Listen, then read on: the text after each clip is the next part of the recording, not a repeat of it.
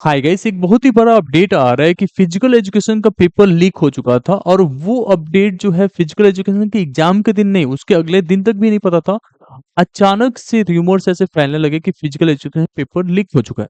अगर इस समय पे भी आप यूट्यूब पे सर्च करेंगे पेपर लीक्ड, तो हर एक सब्जेक्ट का ऑलरेडी पेपर लीक जैसे वीडियोस आपके सामने आ जाएंगे। और ये हर साल होता रहता है कि कोई पुराने सब्जेक्ट पुराने साल के पेपर्स को री अपलोड करके एंड देन बता देंगे कि ये पेपर वही है, या अपने पास से कोई क्वेश्चन पेपर डिजाइन रहता है एंड इस तरीके के क्वेश्चंस आएंगे, ऐसा बोल के भी पेपर लीक का आप लोग के पास आ जाते हैं वीडियोस। ठीक है, तो अब यहाँ पे फिजिकल एजुकेशन का जो पेपर लीक के लिए दावा किया जा रहा है वो आपका टेलीग्राम चैनल पे किया जा रहा है। इसमें आपको क्या सोचना है, क्या करना है at this situation at this time, उसके बारे में समझने वाला है। सबसे पहले समझो, पेपर बीत चुका है। अब लीक हुआ हो या क्या हुआ, जब तक सीबीएसई इस पे कंफर्मेशन नहीं देता तब तक नो कैंसिलेशन, नो री एग्जाम्स और कुछ भी नहीं होने वाला है। दूसरी बात ये ध्यान देना है कि अब अगला पेपर जो आपका है उसके ऊपर आपको फोकस करने की जरूरत है। जो बीत गया उसके ऊपर ध्यान नहीं देना है। इसमें हर साल जो है इस तरीके के न्यूज़ आते हैं, कुछ जगह पे होते हैं चीज़ें। पहले सीबीएसई बहुत बेटर था, जब से आपका जो है कुछ स्कैम्स वगैरह हो गया नीट के लिए, लास्ट टाइम आपने देखा था, और मॉडिफिकेशंस वगैरह चलने लगे, उसके बाद से बहुत सारी चीज़ों में चेंजेस आने लगे। कोई भी बात पे बहुत ही जल्दी बिलीव हो जाता है और कहीं जगह पे ट्रस्ट भी नहीं किया जा सकता।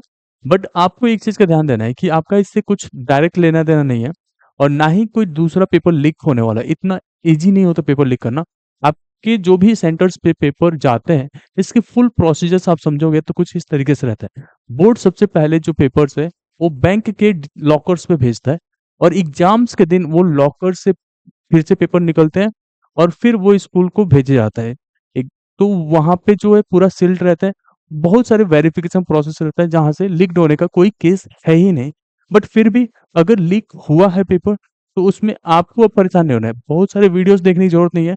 आपका अगला पेपर क्या है उसके ऊपर फोकस करो, उसमें क्या इंपॉर्टेंट है उससे पढ़ना है। और बात रही जो टेलीग्राम चैनल आप देख रहे हैं जहाँ पे दिखाया जा रहा है कि 1000 के आसपास स्टूडेंट्स ऑलरेडी जुड़ गए थे, पेपर शेयर किया गया था एक दिन पहले, ये सारे डेट्स को चेंजेस किया जा सकता है। चैनल कब बना था ये सब चीज चेंज किया जा सकता है, क्योंकि ये सब गूगल पे दिखाया जा रहा है, फोन पे डायनेमिक नहीं रहता।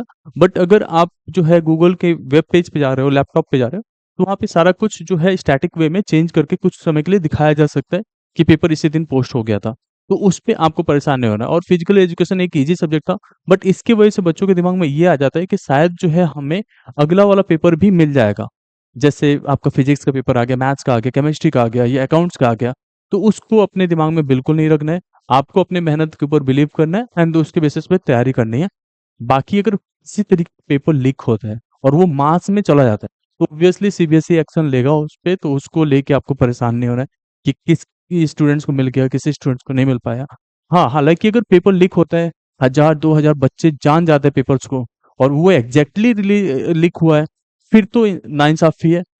क्योंकि यहाँ पे उस पेपर को या तो कैंसिल कर दो, क्योंकि बहुत सारे स्टूडेंट बहुत ही अच्छे से मेहनत कर रहे हैं। इससे जो सबसे बड़ा डिसएडवांटेज ये है कि स्टूडेंट्स को लगता है कि पेपर हमें अगला वाला मिल जाएगा, और वो जो है पढ़ना बंद कर देता है। और वो पेपर अगर नहीं आता, या किसी ने फेक बोल दिया कि इस चैनल पे जुड़े रहो, हम लोग पेपर एक दिन पहले आपको पोस्ट कर देंगे एंड देन आप उसे तैयार करके बस चले जाना, तो इस चक्कर में बच्चे जो है पढ़ना ही बंद कर देते हैं। वो गलती आपको नहीं करना है। और एक और चीज, ये रेगुलर स्टूडेंट्स हो या प्राइवेट स्टूडेंट्स हो, आप लोग के जो भी पेपर्स लीक होते हैं, अगर ये चीज मास ऑफ द स्टूडेंट्स के पास चले जाते हैं, या कहीं से भी सीबीएसई को पता चल गया कि ये लीक्ड एक्चुअल में हुआ था, तो पेपर कैंसिल होता है, उसको रीस्केड्यूल किया जाता है। या जो लोकेलिटी में वो पेपर लीक हुआ था उस लोकेलिटी के पेपर कैंसिल करके अंदर री एग्जाम्स कराया जाता है। कोई एग्जाम सेंटर पे हुआ है तो उसको डिबार्ड किया जाता है। तो ये सब चीजें एक्शन ली जाती हैं। हालांकि ये सब चीजें गलत है कि पेपर लीक हो कैसे रहा है। ये चीजें एक बड़ा बड़ा क्वेश्चन है हर एक जगह के लिए भी है कि पेपर लीक कैसे हो रहा है। क्या हमारे यहाँ का जो सिक्योरिटी सिस्टम्स है जहाँ से पेपर लीक हो जा रहा है, इवन तो हर एक चीज बहुत ही अच्छे से बहुत मैनेज करके चली जाती है, बहुत ज्यादा प्लानिंग्स होते हैं हर एक चीज के लिए, बट फिर भी ये सब चीजें जो है डिसहार्टनिंग है। एंड आपको इस सब चीजों के चक्कर में नहीं पड़ना है।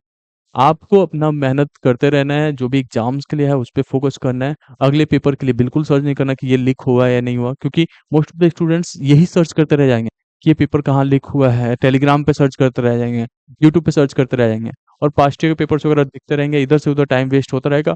जो रिवीजन करना तो वो एग्जैक्टली रिवीजन नहीं हो पाएगा। ठीक है, तो अभी क्या करना है, आपको बस अपने एग्ज़ाम पे फ़ोकस कीजिए। जब तक सीबीएसई ऑफ़िशियली कुछ नहीं कहता है इसके बेसिस पे, आपको कहीं पे भी ट्रस्ट करने की ज़रूरत नहीं है। होप इन मेरा कोई वीडियो पसंद आया होगा। Thank you so much.